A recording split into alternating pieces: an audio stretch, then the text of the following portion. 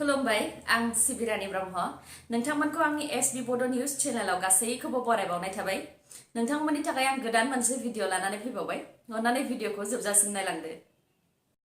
एनडिएफबिनि गायसनगिरि रन्जन दैमारि बिथांजों लोगोसे जेलाव जोबनानै दोनजानाय एनडिएफबिनि बारग' सोद्रोमाफोरखौ जेलनिफ्राय उदां खालामनो थाखाय बिटिसिनि चिफ प्रमद बर' बिथाङा इउनियन हम मिनिस्टार अमित शाहजों मैया रायज्लायबाय मख'नो गोनांदि थांनाय 25 डिसेम्बरावनो अमित शाह बिथाङा गोबां हाबाफारि लानानै आसामसिम फैदोंमोन खौरांनि बायदिब्ला बिटिसिनि गोदानै दाजानाय चिफ प्रमद बर' बिथाङा अमित शाह बिथांखौ मैया गुवाहाटी आमिनगावनि पिडब्लिउडिनि बांला एबा गेस्ट हाउस जेराव अमित शाह बिथाङा थादोंमोन बे न'आव लोगो हमनानै माखासे खोथाफोर सावरायलायदों बे सावरायमेलाव बिजेपि इउपिपिएल एजेपि हान्जानि दैदेनगिरिफ्रा अमित शाह बिथांजों जयैनो सावरायलायदोंमोन बिथां अमित शाहजों सावरायलायखांनायनि उनावनो बिथां प्रमद बर'आ खौरांगिरिफोरनि सिगाङाव फोरमायथिदों दि थांनाय 27 जानुवारि 2020 मायथाइयाव BTR एकर्डआ prime minister Narendra Modi बिथां आरो इउनियन हम मिनिस्टार अमित शाह बिथांनि जोहैनो जादोंमोन आरो बे एकर्डआ आबुङै 1 बोसोर जानो थांगासिनो दङ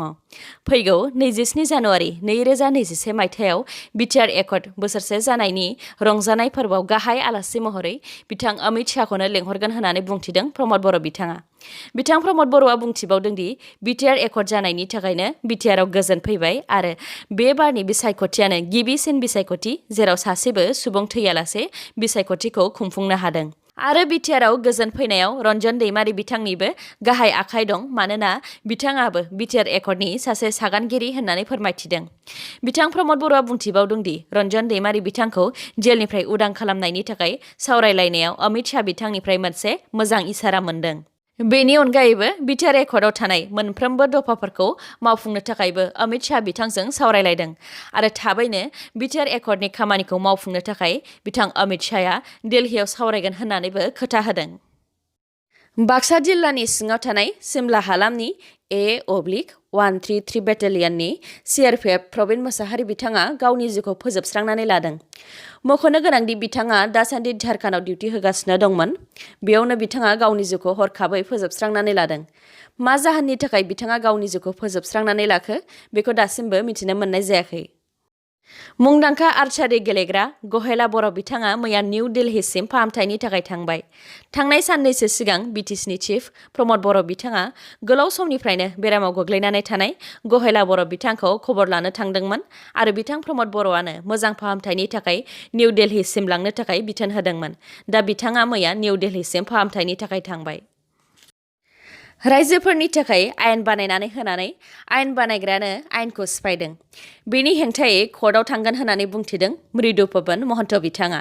मैया 26 डिसेम्बराव गुवाहाटीनि आमिनगावआव मोनसे जोबोर गिदिर मेल जादोंमोन जाय मेलाव आसामनि सोरखारजों लोगोसे इउनियन हम मिनिस्टार अमित शाह बिथाङाबो बाहागो लादोंमोन आरो सानथ्र'हायै रायजो राजाफोराबो बाहागो लादोंमोन मख'नो गोनांदि इउनियन मिनिस्ट्रि अफ हम एफेयार्सजों दिहुनजानाय कभिड-19नि आयेनखौ नोजोर होनानै आसामनि चिफ सेक्रेटारि जिष्णु बरुवा बिथाङाबो थांनाय 24 डिसेम्बराव कभिड-19नि थाखाय गोदान आयेन दिहुननानै होदोंमोन बे गोदान आयेननि बायदिब्ला 24 डिसेम्बरनिफ्राय 10 जानुवारिसिम सा 50नि बारा सुबुंफोरा ज' थानो मोना होननानै रोखा रोखा लिरनाय दंमोन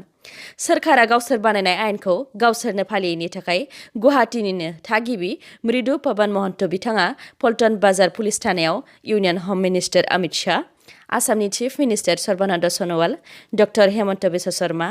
अतुल बरा बिथांमोननि अनगायैबो जायफोर बिथांमोनहा मेलाव बाहागो लादोंमोन बिथांमोननि हेंथायै एफआइआर होनो थांदोंमोन नाथाय पल्टन बाजार पुलिस थानाया बिथां महन्तनि एफआइआरखौ आजावाखै बिनि थाखाय बिथां महन्तआ कर्टसिम थांनानै आयेननि राहा लाहैगोन होननानैबो खौरांगिरिनि सिगाङाव बुंथिदों बेनि अनगायैबो बिथाङा बुंथिबावदों दि आयेना बयनिबो थाखाय समान बेयाव सोरखार आरो रायजोनि गेजेराव जेबो फारागथि गैया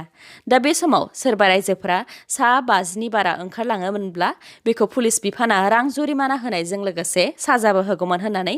सोरखारनि सायाव अजद दैखांदों बिथाङा फोरमायबावदों दि मैयानि बे मेलाव कभिड-19नि आयेनखौ फोसावग्रा जिष्णु बरुवा बिथाङाबो बाहागो लादोंमोन थांनाय शुक्रबारनिफ्रायनो जम्मु एन्ड काश्मीरनि खानिगाम ओनसोलाव उदखारि आरो पुलिसफोरनि गेजेराव गावलायलायनाय जादोंमोन। दा पुलिस बिफाना सानै उदखारिखौ गावथारनो हाबाय। गावथारजानाय उदखारिफोरा बबे हान्जानि बेखौ दासिमबो मिथिनो मोननाय जायाखै। बे खौरांखौ जम्मु एन्ड काश्मीरनि पुलिसा टुइटारनि गेजेरजों टुइट खालामनानै फोरमायदों। दिनैनि भिडिअ'आ एसेनोसै। गाबोन आरो गोदान भिडिअ'जों लोगो मोनफिनबावगोन। नोंथाङा दासिमबो आंनि चेनेलखौ साबस्क्राइब खालामाखैबा अन्नानै साबस्क्राइब खालामदो, लोगोसे लाइक, कमेन्ट आरो शेयार खालामनो दाबाव। गोजोन्थों।